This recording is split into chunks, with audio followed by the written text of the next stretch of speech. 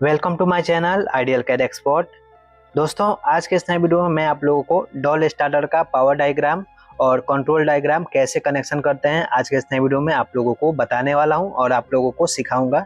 बहुत सारे ऐसे स्टूडेंट हैं, बहुत सारे ऐसे लोग हैं जो कि उन लोगों को पता नहीं है डॉल स्टार्टर का कनेक्शन पावर में कैसे करते हैं, पावर कनेक्शन कैसे करते हैं और कंट्रोल कनेक्शन कैसे करते हैं। जैसे कि ऑफ करना हो, ऑन करना हो तो उसका कनेक्शन कैसे करते हैं और कॉन्टेक्टर का कनेक्शन कैसे करते हैं। जैसे कि यहाँ पे देख सकते हैं, यहाँ पे कॉन्टेक्टर है, एनसी पुश बटन है, एनओ पुश बटन है, यहाँ पे एक रिले है जो कि मोटर को प्रोटेक्शन देगा और यहाँ पे मोटर है।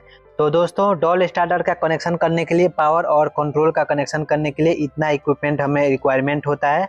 एक पुश बटन चाहिए, एनसी पुश बटन, एक एनओ पुश बटन चाहिए, एक कॉन्टेक्टर चाहिए होता है, एक रिले चाहिए होता है और एक मोटर होता है और उसके बाद यहाँ पे 3 फेज का एमसीबी होता है।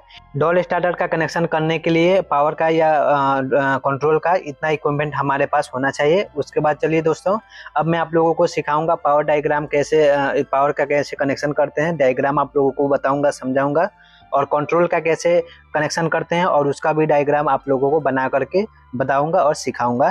तो दोस्तों, ये वीडियो आप लोगों के लिए बहुत ही यूजफुल होने वाला है। जो डॉल स्टार्टर का पावर और कंट्रोल डायग्राम को सीखना चाहते हैं, कनेक्शन करना चाहते हैं, तो ये वीडियो उन लोगों के लिए बहुत ही ज़्यादा यूजफुल होगा।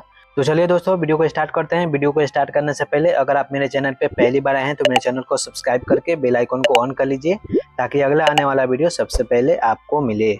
दोस्तों, यहाँ पे मैं आप लोगों को पहले डॉल स्टार्टर का पावर डायग्राम करके बताऊंगा, पावर का कनेक्शन करके बताऊंगा डॉल स्टार्टर का।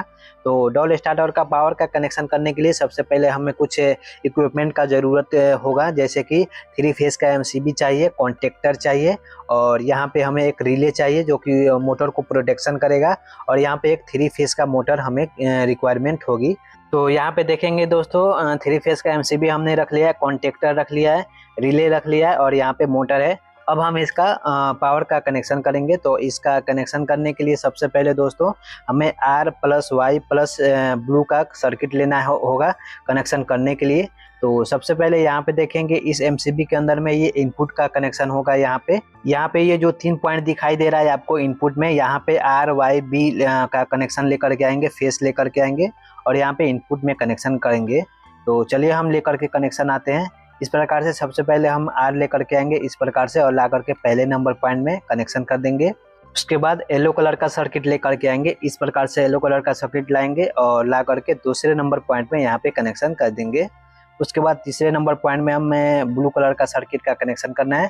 तो ब्लू कलर का सर्किट इस प्रकार से लेकर के आएंगे और ला करके तीसरे नंबर पॉइंट में यहाँ पे एमसीबी में कनेक्शन कर देंगे।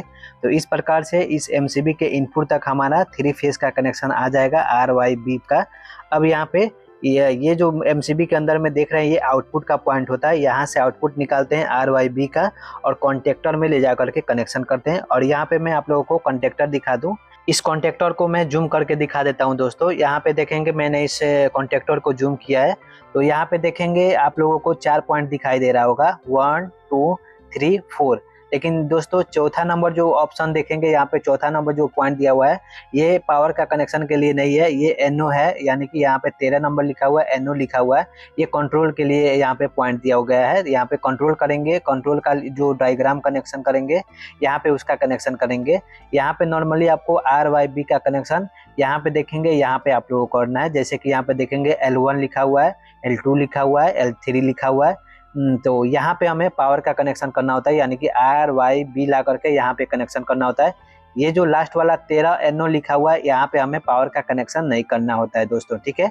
यहाँ पे 1 3 5 लिखा हुआ है और इसके सामने L1 L2 L3 लिखा हुआ है। यहाँ पे हम एमसीबी से ला करके यहाँ पे इनपुट में कनेक्शन करेंगे, ठीक है दोस्तों।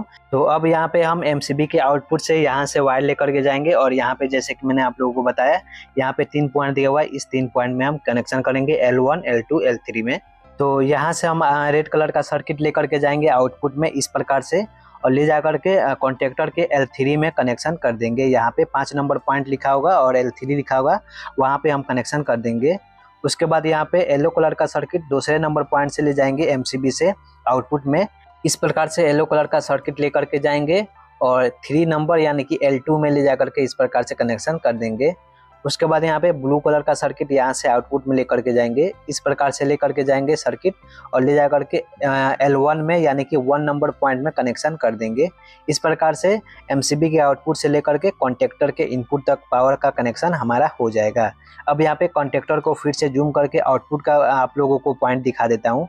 तो यहाँ पे देखेंगे ये जो कॉन्टेक्टर है, ये जो नीचे की तरफ देख रहे हैं 4 पॉइंट और दिया हुआ है, तो ये जो 2 नंबर लिखा हुआ है, 4 और 6 लिखा हुआ है, ये आपका 2, 4 और 6 ये आपका आउटपुट का कनेक्शन होता है। यहाँ तक इस कॉन्टेक्टर में 1, 3 और 5 में आपका इनपुट का कनेक्शन आया हुआ है। तो इसी प्रकार से यहाँ पे 1 है, यहाँ पे 2 है, तो ये इनपुट का 1 है और ये आउटपुट का 2 टैगिंग दिया गया है। इसी प्रकार से 3 में आपका कनेक्शन आया हुआ है इनपुट में और 4 से आपका आउटपुट हो जाएगा। उसी प्रकार से 5 का आपका इनपुट आया है और 6 से आपका आउटपुट हो जाएगा।